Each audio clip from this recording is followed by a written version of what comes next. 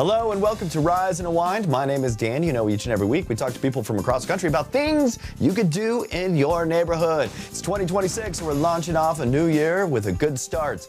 So what's on the show? We got this. Wait, say your question again. I'm sorry. I didn't want my cat to bother you.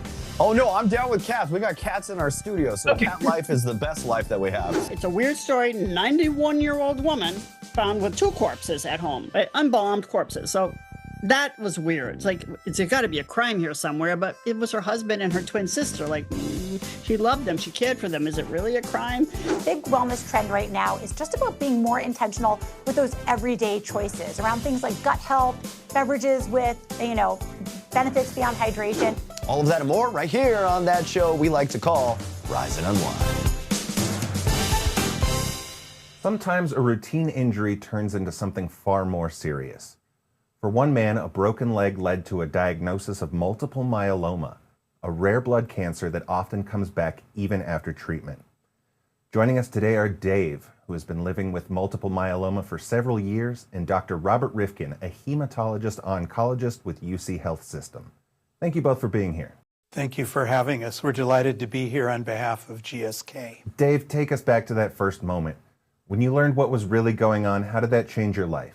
Well, it began with a routine visit to my primary care provider, and blood was drawn, and it was discovered that I was very anemic, and I followed up with a visit to an oncologist who drew blood, and while I was waiting for those results, that's when I slipped in the men's room where I worked on the way out of the building one evening, and I broke my femur and my hip, and while I was awaiting surgery, they notified me that I had multiple myeloma.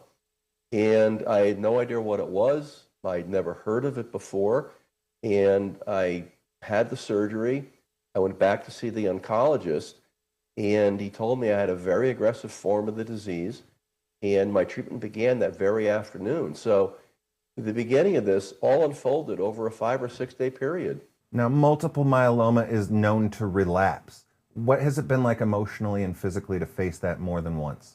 Well, over the course of over 7 years now, I have been in remission several times, but unfortunately, I've suffered several relapses. And when that occurs, it's very disappointing, it's discouraging, it's disheartening, and it's very scary because the treatment you're on is no longer working.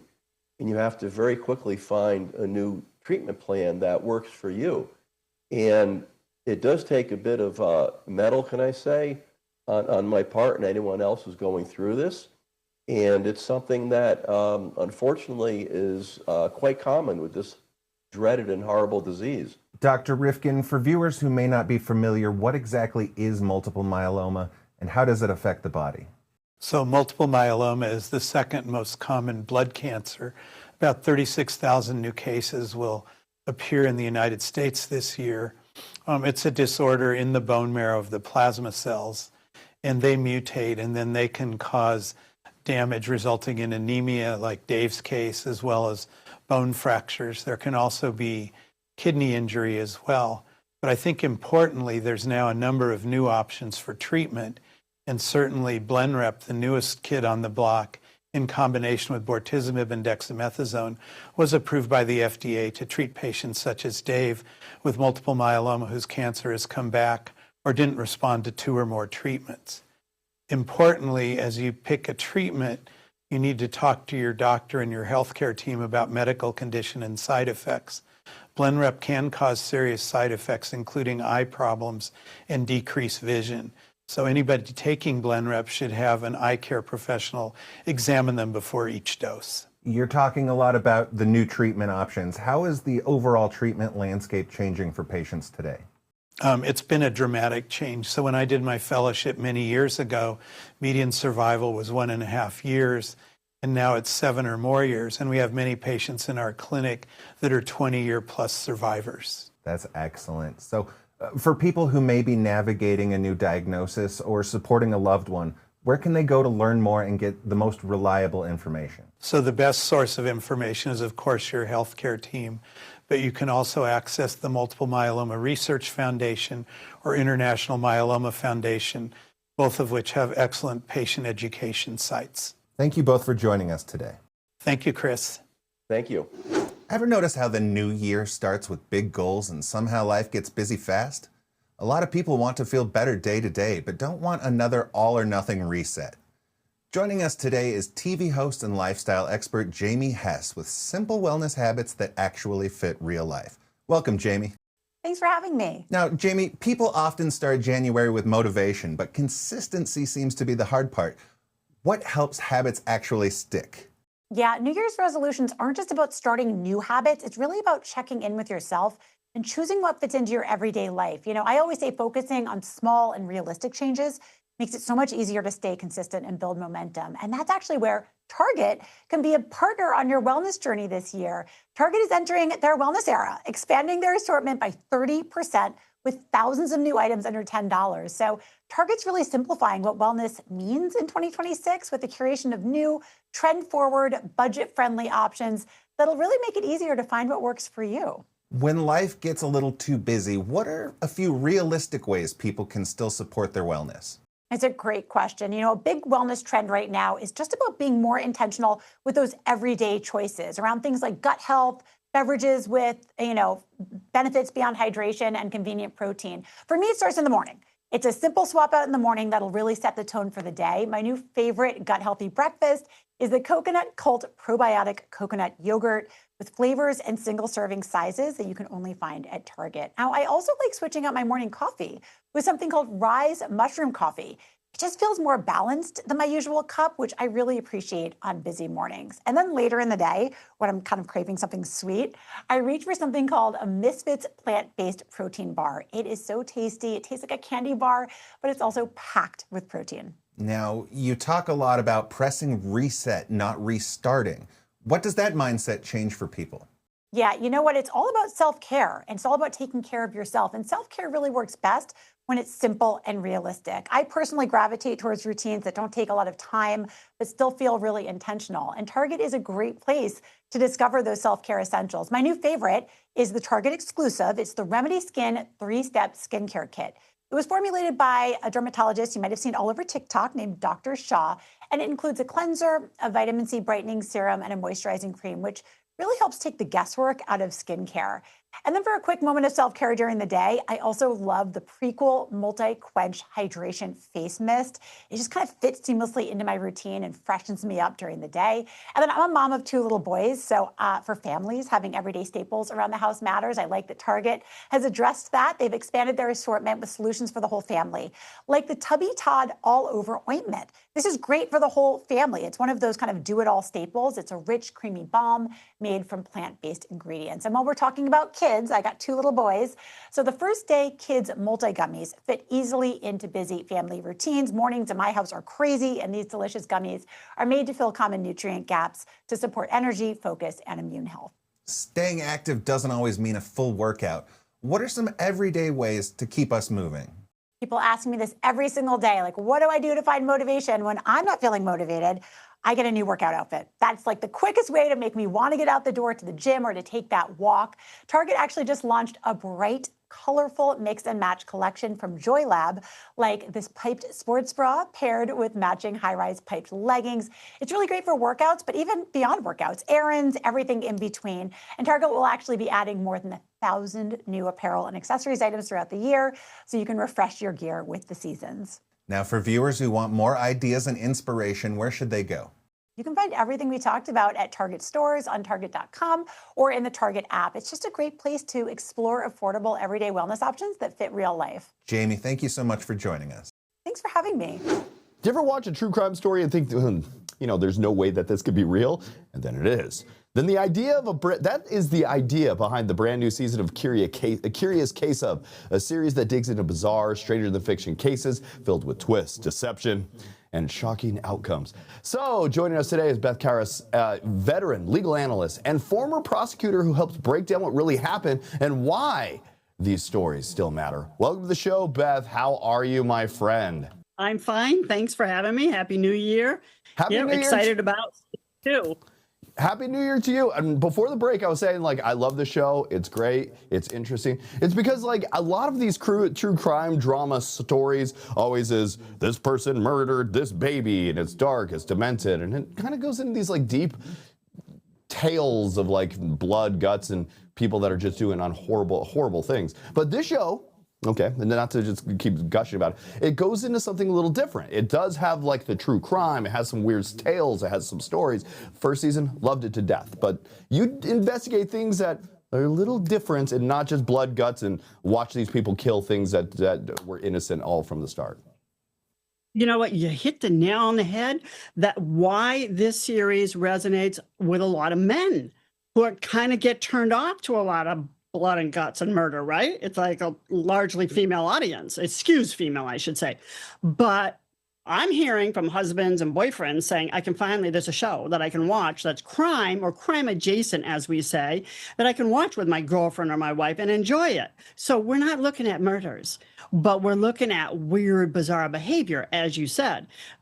It's deceitful, it's fraudulent, could be cults, it's something's wrong here. What is it? A crime? What is the crime? Sometimes it's clear there's a crime, but it's like somebody gets away with a deception or a fraud for a long time. It's like I marvel at what people do and get away with. Yeah, I think I'd be a little nervous if I'm sitting down and relax and my wife is getting super excited about a murder drama of someone killing their husband. Yeah, I can understand that situation. But okay, you really choose some wild and interesting tales and stories. How do you find these? So, there's a team of us, and I'm part of that team who look for the stories. I mean, stories come to me, but we also we scan the internet. We might listen to some podcasts. Maybe people we know. There's a story I've been pitching of somebody I know who had. I don't want to give away the punchline, but it's not in this series. But he was missing for a long time, and people thought he was abducted by aliens. Turns out that wasn't the case. Anyway, they're weird, twisted stories, and we just find them, in life, on the internet, newspapers, friends, people we know. We listen to reports.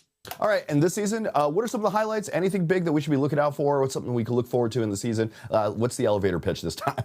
So, well, the finale is a good one, right? And it's called The Corpse That Came to Dinner. Okay, I just leave it at that. It's a weird story. 91-year-old woman found with 2 corpses at home, right? Unbombed corpses. So that was weird. It's like, it's got to be a crime here somewhere, but it was her husband and her twin sister. Like, she loved them. She cared for them. Is it really a crime?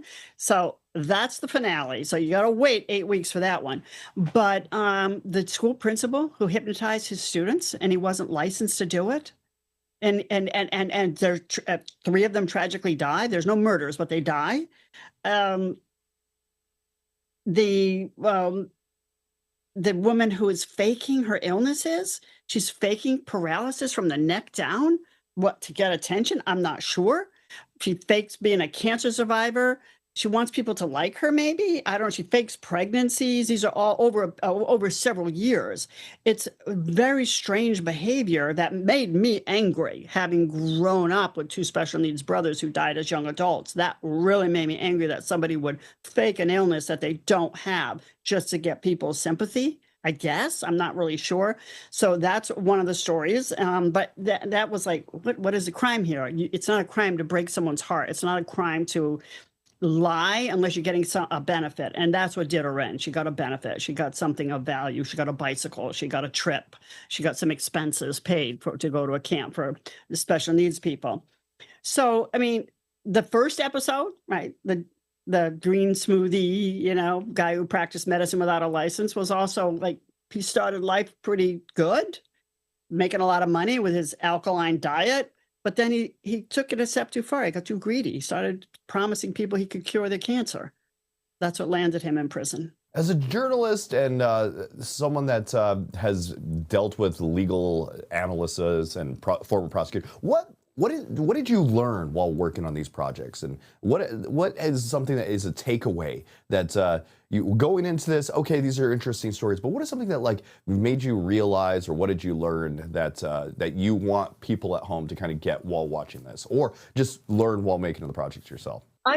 want people to be aware that there are a lot of frauds being perpetrated, not just on the robocalls and the emails you get where people are trying to get into your bank account and get your personal information, but people are out there lying about themselves. I mean, the green smoothie promising, the guy with the smoothies promising he can cure your cancer, the woman faking her paralysis, and she really did fake the counselors. I mean, they thought she was paralyzed. I mean, just it's a cautionary tale to just always be on alert. I don't want people to be distrustful of everyone, but just, you just gotta check things. And if your radar, your gut is telling you something's not right, that's probably the case. Beth, you are a hero. Thank you for bringing this once again to us. We love this stuff. So, thank you. You got to check out new episodes of Curious Case Up that are airing weekly on Investigation Discovery, with episodes also available streaming on Max. If you're fascinated by true stories that prove reality could be a little stranger than fiction, then this is absolutely one worth watching. Beth, I want to thank you once again for being with us, my friend. My pleasure. Thanks for having me. Do you ever wish you could train your body and brain to handle fear better? In Limitless, Live Better Now, Chris Hemsworth pushes past pain, fear, and risk, guided by experts who turn science into real tools you can use. Today, we have, from the Risk episode, neuroscientist Dr. Abigail Marsh and freestyle motocross legend Robbie Maddison, two people who know a thing or two about fear and focus. Welcome to the show, you two. Doing well, thank you. All right, in simple terms, what's happening in the brain when we avoid risk versus when we face it on purpose? Oh, that's such a good question. The problem with fear, sometimes fear is a useful emotion because it can keep us out of truly, life-ending or life-threatening danger. But fear does not always tell us the truth. Sometimes it tells us to avoid things that wouldn't hurt us and that might even help us to grow, that we might enjoy, and that might help us learn. And so we need to get better at learning when to ignore our fear and push through and do the things that fear tells us not to do, because taking on positive risks, in Chris's case, climbing a 500-foot high wall in the Swiss Alps, can give us a sense of joy, can give us a sense of self-efficacy, and also resilience when tackling new risks in the future. The episode explores exposure therapy and flow. What's a practical way viewers can safely practice those at home without a Swiss Alps climbing wall?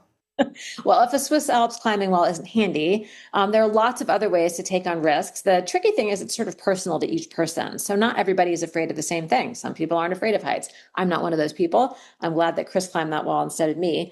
But for each one of us, it's important to pay attention to the things that scare you and that are inhibiting your life because you're avoiding doing things that might actually give you a sense of meaning and purpose and excitement and joy. And just identifying the things that scare you, and taking small steps one at a time to try to increase your ability to tackle that kind of challenge is really the thing to do. Okay, I gotta make my list. I think it covers pretty much everything that scares me. Plus some names and Instagram accounts I could add to that list as well. Robbie, you've built a career in high stakes precision. How do you separate recklessness from calculated risk? And what's your mental checklist before like a big stunt? Well, the edge of fear is where life gets interesting, and I really find that being in the present moment is my goal, because once you're that prefrontal cortex that Abby talks about turned off, and you're just focused on your technique and the physical things that are happening that might affect your outcome, you're really in this kind of focused state. And eventually, once action comes in, that's when flow state takes over. And life, I mean, it's just an interesting state of living, and it's not something that's achievable for massive long periods, but we're able to get to this point and function in a way where we're at our highest self, and it's but for me personally, I mean, fear is something I deal with every day, and it's just something that I deal with, and so it's how I challenge myself. It's what keeps me motivated and healthy and working hard and with a confident mindset and doing the right work behind the scenes. It gets you ready for match day. And so I don't recommend climbing the wall either. I would have wanted to do it myself, but I'm climbing my own walls, and it's about, this series is to show you how it works and then figure out what those walls are to you personally and go after just kind of taking small steps, because with growth comes happiness, and this is all about well-being and how we can better ourselves. And for parents and coaches, how do we encourage healthy risk-taking in kids and teens without pushing them way too far? It's important to, I think, help everybody remember, whether it's kids or adults, that taking on risks is often really fun. When we discover that we can do something that we didn't know how to do, it can give us an incredible sense of joy that we are more capable than that we knew that we could be. And so by shutting ourselves off from taking risks, we're also cutting ourselves off from a lot of thrills and excitement and joy. The nice thing is that kids' brains naturally push them to take risks if adults just get out of their way. Parents can sometimes hover a little too much and be a little bit too overprotective, but kids need to take risks in order to gain the skills that will allow them to develop and grow and learn.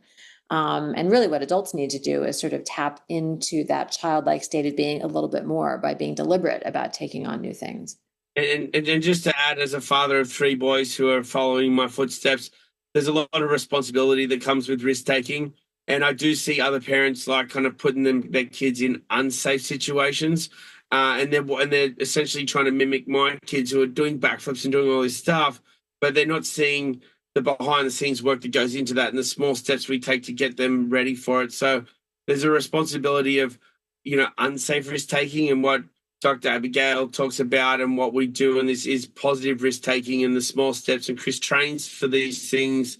So with the right preparation, you can scale the highest mountains. No one climbs Everest by just walking there and climbing it. It's all about preparation. You got to get ready for every step of the way. So there's a lot of learning, a lot of growth here, but an incredible series. I binge watched the first one. I'm excited to be a part of series 2.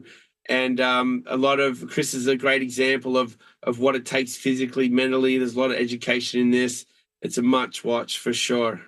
I want to thank you two for joining me today. Limitless, Live Better Now is now streaming on Disney Plus and Hulu. Check out the Risk episode with Abigail Marsh and Robbie Maddison for simple, science-backed ways to build courage, focus, and resilience starting today. I want to thank you two for joining me. Thank you so much. Fantastic day. Ever wonder what would happen if the whole world suddenly got too happy and you were the one person who couldn't go along with it? Apple TV has a brand new series called Pluribus, where a mysterious event connects pretty much everyone, and somehow that perfect world feels like a nightmare. Rhea Seehorn stars as Carol, the most miserable person on Earth, who might be the only person who can stop it. Rhea Seehorn is here with us today. Welcome to the show, Rhea. How are you? Thank you. I'm well. Thanks. All right. So for people that are just hearing about Pluribus, what is the simplest way to describe Carol and the moment that her world kind of flips upside down? Simple? I'm not sure I can pull that one off. Okay. So Carol it kind of is, but was a successful romance novelist, but very much a misanthrope, fault finder, can't enjoy anything, has to say what's wrong with everything, and has this world event happen that moves somewhat like a virus, where everybody except 13 people are immune, and she's one of the immune people to this thing that makes everybody habitually peaceful and content and happy. And they all have one brain. You're still in your own mortal body, but you share one hive mind.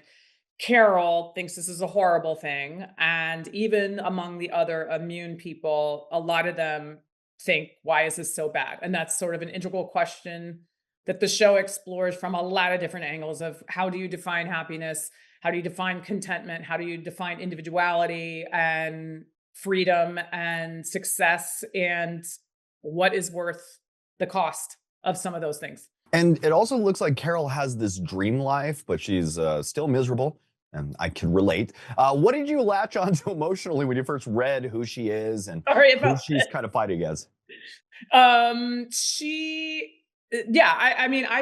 felt like wait, say your question again. I'm sorry. I didn't want my cat to bother you.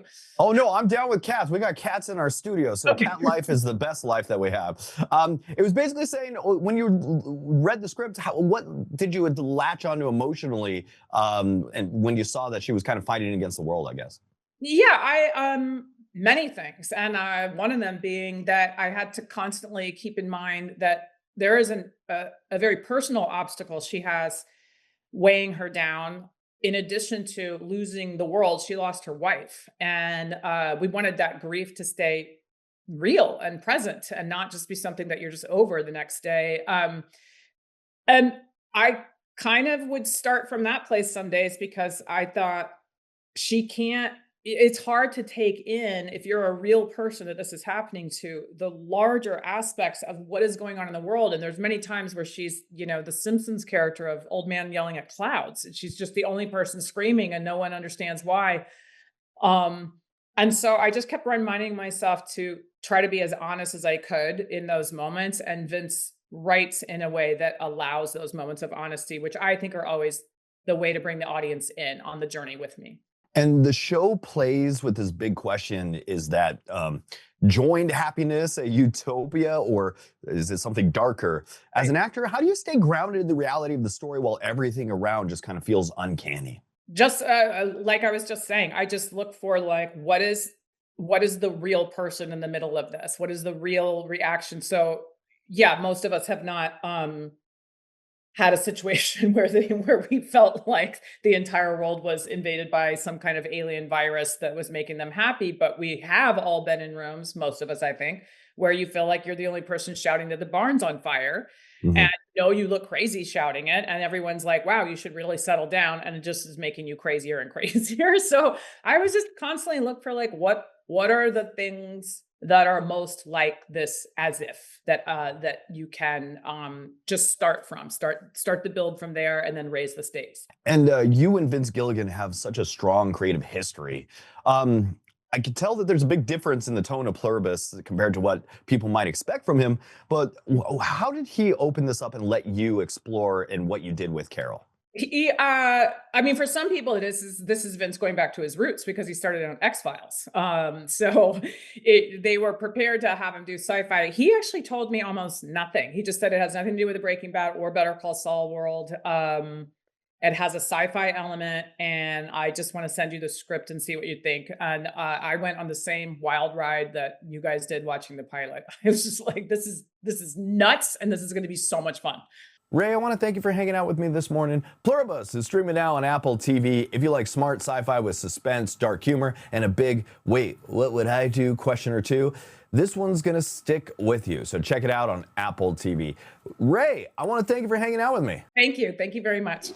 And that's it for the show we like to call Rise and Unwind. I want to thank you for tuning in for the beginning of the year, 2026. Happy New Year to all of you. Hopefully you had some great holidays, and now we're going to be looking into the new year, and I'm excited to be part of that with you guys. So tune in each and every week. If you like the show, follow us on Facebook, follow us on Instagram. Also, follow our YouTube channel. That's at Rise Unwind. Make sure you like, you comment, you share, all of the same stuff that YouTubers say. Kind of helps us too. So we're here to, show you cool things each and every week. So maybe help us out. And if you like the show, if you don't like the show, don't bother. It's okay.